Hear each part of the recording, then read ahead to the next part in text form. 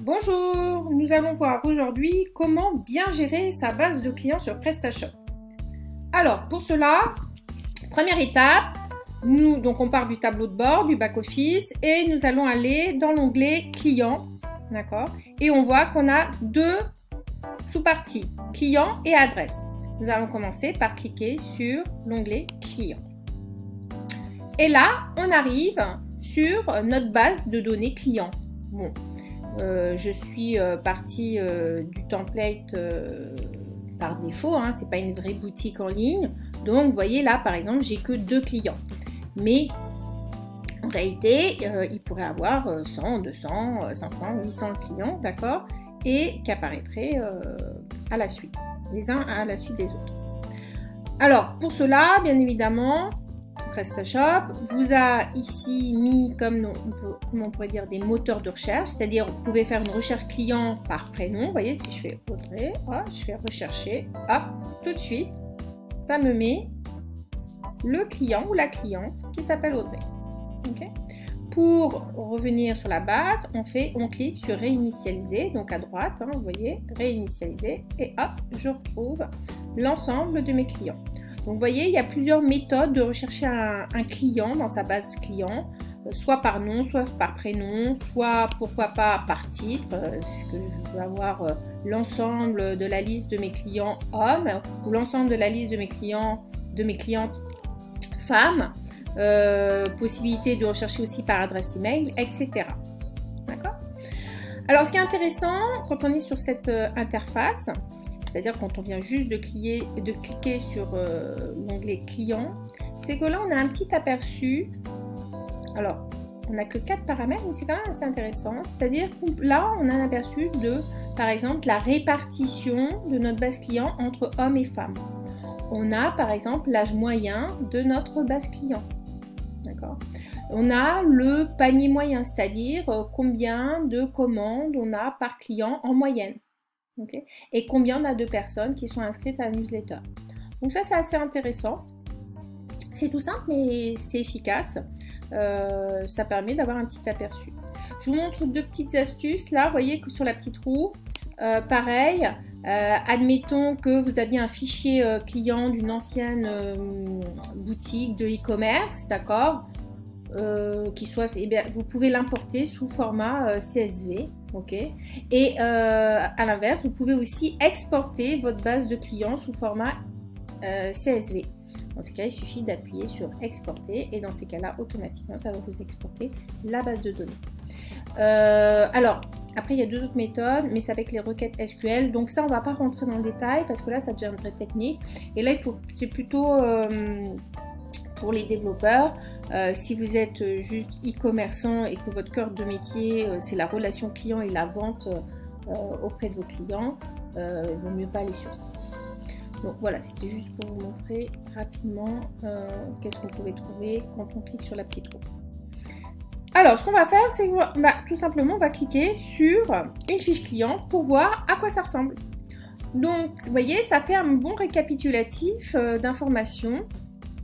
Donc, on a par exemple tout ce qui est civilité, date de naissance, date d'inscription de notre client, si c'est un client qui est actif ou pas, est-ce qu'il est inscrit à notre newsletter, etc.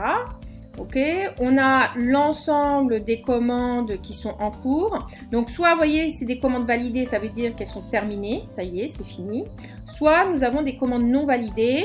Alors, ça ne veut pas dire qu'elles ne sont pas bonnes, attention, hein. Ça veut dire qu'elles ne sont pas finalisées, d'accord? Elles sont en cours, vous voyez? Et d'ailleurs, quand on regarde, vous voyez, en attente de paiement par chèque, par exemple. Vous voyez, donc ça veut bien dire que c'est une commande qui n'est pas finalisée.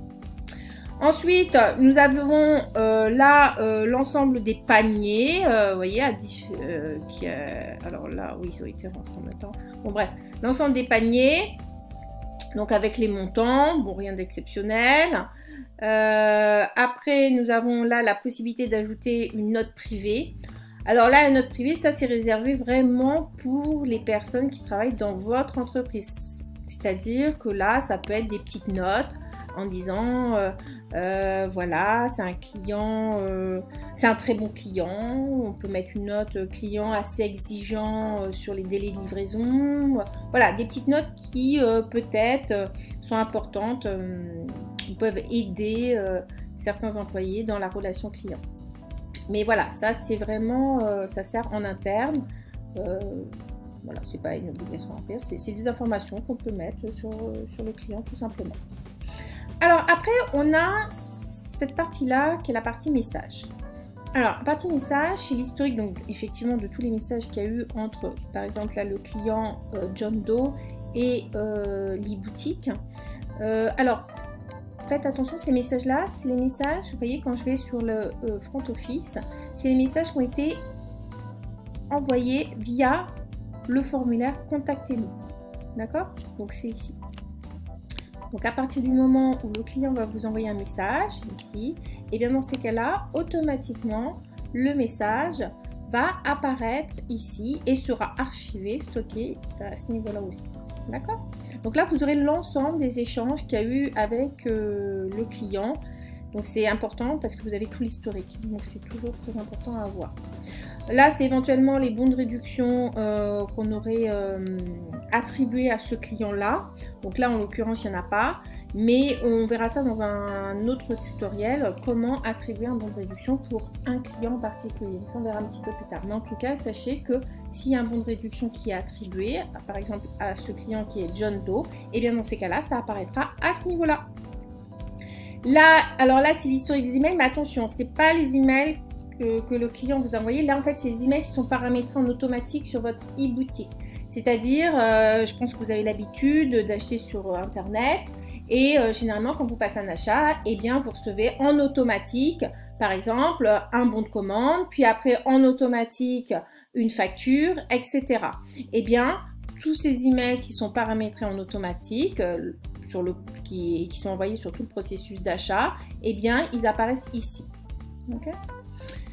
Là, c'est une information sur la dernière connexion donc, du client donc John Doe avec son adresse IP. Okay. Et là, c'est le groupe auquel il appartient, c'est-à-dire le groupe de clients. Alors, ça veut dire quoi, groupe? En fait, sur la boutique qui est paramétrée la boutique là, quand elle est paramétrée par défaut, il y a 3 groupes. Je vais vous montrer rapidement. Ah, vous voyez, il y a 3 groupes, soit visiteurs, soit invités, soit clients. Alors, ces groupes, ça veut dire quoi? Visiteur, bon bah c'est simple, c'est un internaute qui est venu sur notre site, qui a visualisé des pages, d'accord, mais qui n'a rien acheté, ok, ou qui n'a pas encore acheté. Le groupe invité, par défaut, c'est des clients qui ont acheté sur le site, mais sans créer de compte client. C'est-à-dire qu'ils ont fait des achats express. Okay. Et clients, là, en revanche, c'est des clients qui ont bien sûr acheté, ça ne s'appellerait pas client, mais qui ont acheté en créant un compte client. Voilà comment on peut, quels sont les 3 groupes qui sont paramétrés par défaut sur le template PrestaShop. Donc là, on voit bien que pour John Doe, il appartient à la partie, au groupe client. Ensuite, donc, nous avons les adresses qui ont été rentrées par le client lors de sa création de compte. Okay. Et voilà l'ensemble des informations qu'on peut trouver sur une fiche client d'un template PrestaShop. Ok. Alors, bien entendu, il y a 2 possibilités. Soit le client, il a créé lui-même son compte lors de son achat. Soit il est possible que vous fassiez la création du compte client vous-même. Donc dans ces cas-là, vous faites ajouter un nouveau client. Donc ça, c'est possible peut-être avec quelqu'un qui aurait un problème de connexion, qui vous appelle donc par téléphone, qui vous dit voilà, j'arrive pas à créer le compte client. Ou ça peut être par exemple des personnes qui ne sont pas très à l'aise avec la navigation sur Internet ou avec les sites Internet. Bon bref, en tout cas, sachez qu'il est possible que vous créez vous-même le compte client pour rendre service à l'internaute. Donc bien sûr, ben voilà, il faudra rentrer la civilité, le prénom, le nom, l'adresse email, hein, le mot de passe, date de naissance. Est-ce que vous activez ou pas tout de suite ce compte? Donc généralement vous allez mettre oui. Est-ce que il veut recevoir les offres partenaires? Alors là, c'est oui ou non, mais faites attention, il faut bien avoir l'opt-in du client, hein, bien sûr, l'accord du client, sinon vous n'allez pas être en accord avec la loi. Hein. Et bien entendu, après, vous allez cocher éventuellement le groupe auquel appartient le client. Ok? Et après, vous faites enregistrer, tout simplement. Voilà, bah écoutez, pour la partie client, voilà, il n'y a pas plus d'informations que ça, hein, c'est très simple. Alors, maintenant, on va voir comment éventuellement créer un autre type de groupe de clients. Je m'explique. Vous avez vu, par défaut, on avait le groupe invité, d'accord, le groupe client, d'accord, et le groupe visiteur. Bah, admettons que j'ai envie de créer un groupe client VIP. Et bien dans ces cas-là, vous voyez, je vais dans paramètres de la boutique. Hop, je vais dans client, d'accord, et je vais dans groupe. Et là, je retrouve les 3 types de groupes qui sont déjà paramétrés par défaut. Alors, moi je vais en ajouter un et on va dire que j'ai envie de créer le groupe, par exemple, client VIP. Et vous voyez, j'ai même l'option, alors ça c'est pas obligatoire, mais par exemple, je pourrais très bien créer le groupe client VIP et permettre à ces clients qui appartiennent à ce groupe-là de bénéficier toujours d'une réduction, pourquoi pas, de 5% sur le site. Pour les remercier de leur fidélité. Parce que, par exemple, je sais que c'est des clients qui vont beaucoup acheter et qui vont acheter régulièrement. Donc, même si je leur fais une remise, par exemple, de 5% sur l'ensemble de ma collection, eh bien, ça reste rentable. D'accord? Alors, possibilité d'afficher les prix en TTC ou en hors taxe. Là, c'est pareil. Ça peut être intéressant, là, lorsque vous créez un groupe, par exemple, pour les fournisseurs ou les entreprises. Et dans ces cas-là, ça serait des comptes professionnels. Et dans ce cas, ça pourrait être pertinent pour ce groupe-là de faire afficher les prix en hors taxe. Bon, là, on va dire c'est un client, un particulier, des particuliers, mais ils sont clients VIP, donc je laisse en TTC. Pareil, est-ce que j'affiche les prix, oui ou non? Alors, c'est pareil, là, ça peut être intéressant, je vais vous expliquer. Par exemple, pour les visiteurs, si vous êtes un client qui fait que du B2B, d'accord? Eh bien, vous pouvez très bien créer un groupe visiteur et ne pas faire apparaître les prix. Et les prix n'apparaîtront qu'une fois que l'internaute aura aura entré son login et son password client. Et donc, on aura accédé à son compte professionnel. Et dans ces cas-là, il verra les prix à ce moment-là. Donc ça, c'est une option qui peut être intéressante, notamment pour le B2B.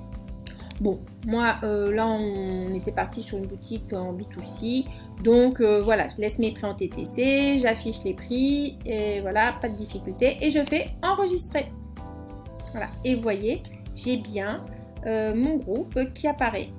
Donc maintenant, si je retourne sur client, ok, et je vois que monsieur John Doe, finalement, c'est un bon client, il achète régulièrement, et bien, je peux très bien le passer. Allez, je vais faire modifier et je peux très bien le passer en client VIP. Ce qui fait qu'il bénéficiera de 5% de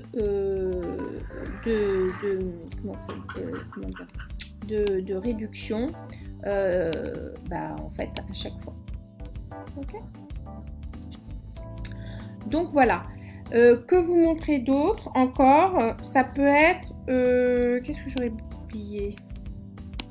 Ah oui, je vous ai parlé tout à l'heure du mode du groupe visiteur, c'est-à-dire des personnes qui achètent sur votre site sans créer de compte client. Donc ça, c'est une option possible. Si vous souhaitez désactiver cette option, d'accord, eh bien, pareil, il faut aller dans paramètres de la boutique, aller dans commandes, D'accord? Et vous voyez, là, il y a l'option activer ou pas la commande en express, c'est-à-dire sans création de compte. C'est bien stipulé. Donc, si je ne souhaite pas qu'il y ait de commande en express, je mets non. Et dans ces cas-là, l'internaute sera obligé de créer un compte client pour pouvoir valider sa commande. En revanche, si je souhaite que l'internaute ait la possibilité de faire des achats en express, c'est-à-dire sans créer de compte client, et bien dans ce cas, je mets non, tout simplement. Ok. Bon, c'était pour vous montrer où se situait l'option. Je pense que j'ai fait le tour sur cette partie-là. Dans tous les cas, n'hésitez pas à me poser une question via les commentaires sur ma page YouTube. Voilà. Et bien écoutez, je vous dis à bientôt pour un prochain tutoriel. Voilà.